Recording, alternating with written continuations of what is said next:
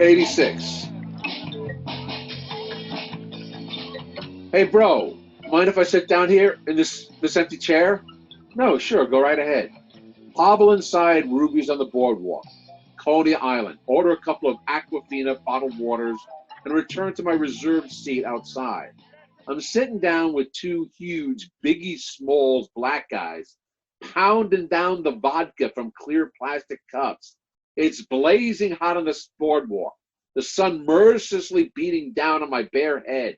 90 degrees, deadly ultraviolet radiation, frying the carcinomas on my bare forearms. Hey, Richie, come on over. Their friend, Richie, a light-skinned, vaguely Latino guy, joins us. Hey, check out all the white girls on the boardwalk today. There were a number of really hot young white girls on the boardwalk that afternoon. Tan ass cheeks peeking from beneath neon lime green French bikinis and shimmering white Brazilian tanga-style swimsuit bottoms. Richie, what would you know about hot white chicks? Richie, you a virgin. Does everybody have to know that? Why don't you say it louder so everybody can hear it? Richie is a virgin. Richie is a virgin. Richie is a virgin. Now everybody at Ruby's on the boardwalk has heard it. Hey, I'm only 23. There's still plenty of time left. I listen in on their dull chatter. That's what you wrote me. You eavesdrop in on other people's conversations? Yes. I am a busybody, a little nosy Parker, a Buttinsky. That's how Truman Capote got all his best stories, and he won a Pulitzer Prize for his true life novel In Cold Blood. He was such a little bitchy gossip that he was dubbed the Tiny Terror on the New York City jet set scene in the 1960s and 70s. Celebs and society divas were afraid to say anything in front of him for fear that it would end up in a short story appearing in Vanity Fair or Esquire magazine. Big Mike is the Truman Capote of the downtown performance art and poetry scene. True, as he was known as, died of a drug overdose, pills, at the Bel Air, California home of Johnny Carson's ex-wife, Joanne. Can I come over, fuck you, then drop dead and cause a great big scandal on the downtown poetry scene? No! Okay, and now back to our story. I just can't find any women to date me, that's all.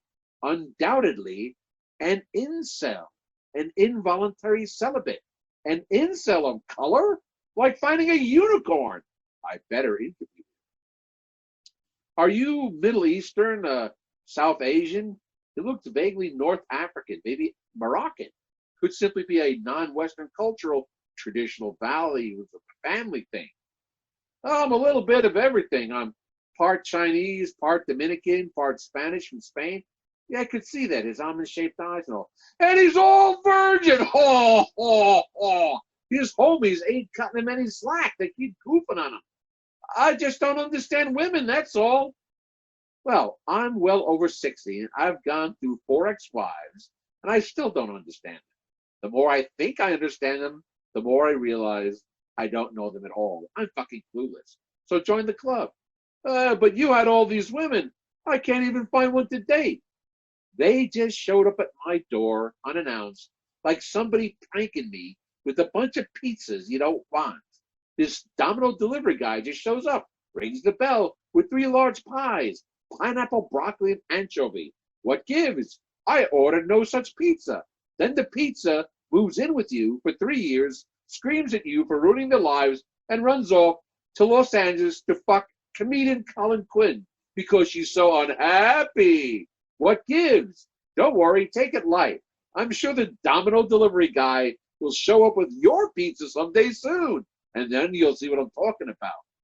Ruby's on the boardwalk rigorously observed the strict social distancing regulations of the Phase 2 reopening plan instituted by New York Mayor de Blasio and Governor Cuomo. Neon yellow footprints painted on the wooden floor don't denote where to stand to provide the 6 feet between patrons. Stations at the mahogany bar are numbered 1 through 6. Attendants standing by the velvet ropes ushering customers one by one. Yellow and black warning tape on the boardwalk directs drinkers in and out of the premises in strictly delineated lines for those waiting to be served. Indoor seating is not permitted, and face mask requirements are stringently enforced, at least inside it. This Brooklyn Italian princess drunkenly struts in from the boardwalk and slams herself down into a seat at the table next to ours. She is patriotically dressed in red, white, and blue for the day, July 4th, Independence Day, American flag, sunglasses, red body glitter on her tits, spilling out of her red and white frilly Daisy Duke brassiere, blue booty shorts with her ass poking out in the back, hair done out in cute little girly pedophile pigtails. Tom Petty and the Heartbreakers' 1989 smash hit, Free Falling, comes on over the bar sound system, and patriotic Italian girl starts rocking out to the beat, still sitting in her chair.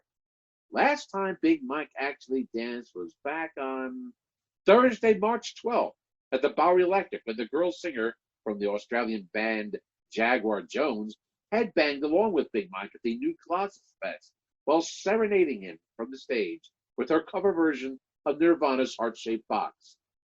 Hey, wait, I've got a new complaint. Hey, wait, I've got a new complaint. So, not wanting to be outshone by the glittery Italian princess, I jumped up onto the faded wooden dance floor to move to Tom Petty's wailing lyrics. As soon as I started dancing, everyone starts cheering, hooting and hollering, everyone that is, except for Michael Sarrow, the owner proprietor of Ruby's on the Boardwalk. Hey, I don't mind you dancing, but you got to stay behind the yellow lines so people can come in and out. And get your cane out of people's way. I had dropped my aluminum cane when I got up to dance. Yeah, sure. Okay, right. One more song I figured. The DJ was playing a rock set. Sheryl Crow, If It Makes You Happy. Bob Seger, still the same. The owner, Michael Sarrow, approached me a second time. Hey, when the song ends, the show's over. Got it? Yeah, got it. So I cut the dance set short and returned to my seat with the Biggie Smalls and the Unicorn. Hey, man, you sure can dance. You know, that might actually be the answer to your previous question. The girls, they sure do love to dance. I was content at that moment to listen to the man and just sit out the next set. After all, I'd already got my dance on for that day, and Big Mike always avoids clashes with the security, the staff, the bartenders, servers, and most of all, the management of any and all New York nightlife establishments that he patronizes. Then it happened. The DJ switched from a rock and roll format to a classic 70s disco set. And to top it off, he played The Brothers Gibb, the Bee Gees' #1 1977 hit, Staying Alive, the theme song from the soundtrack to the iconic film Saturday Night Fever, starring John Travolta in his breakout role. I'd only recently rewatched the movie again, gaining the fresh insights into the character of its protagonist, Tony Manero.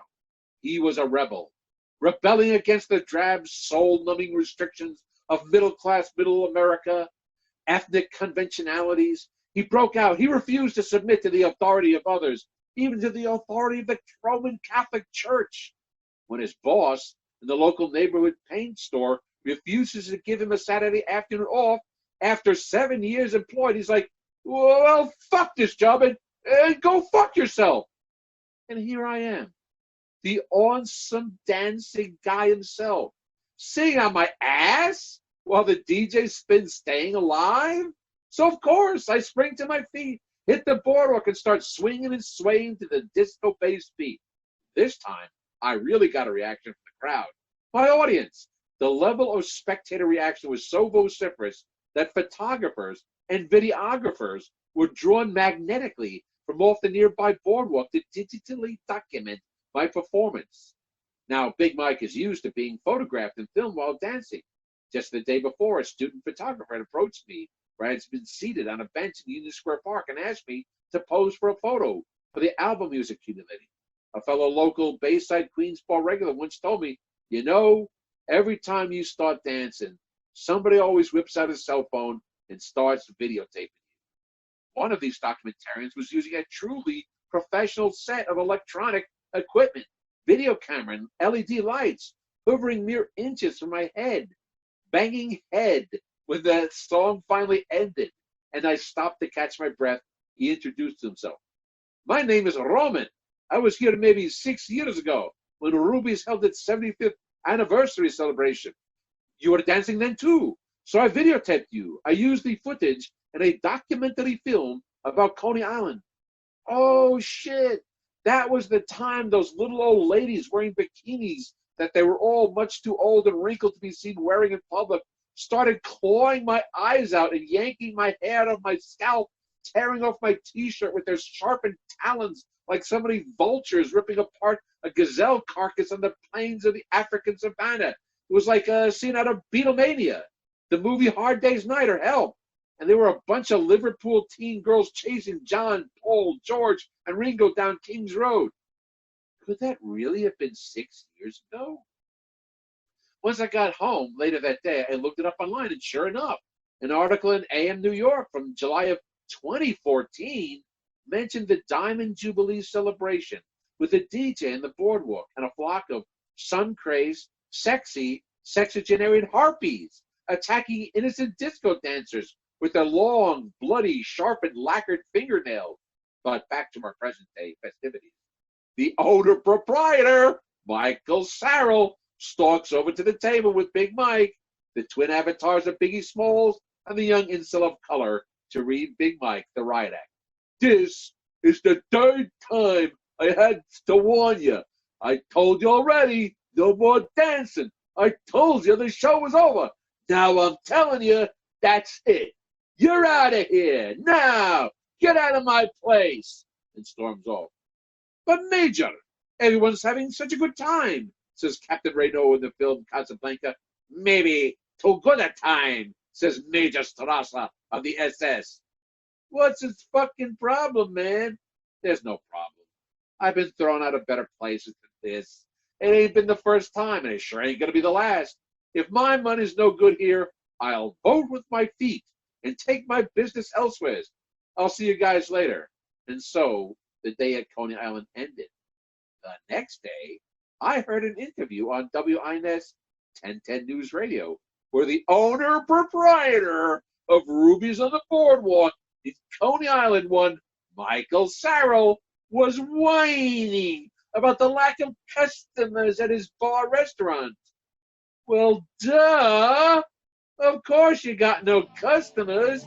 You keep throwing them out for having such a good time.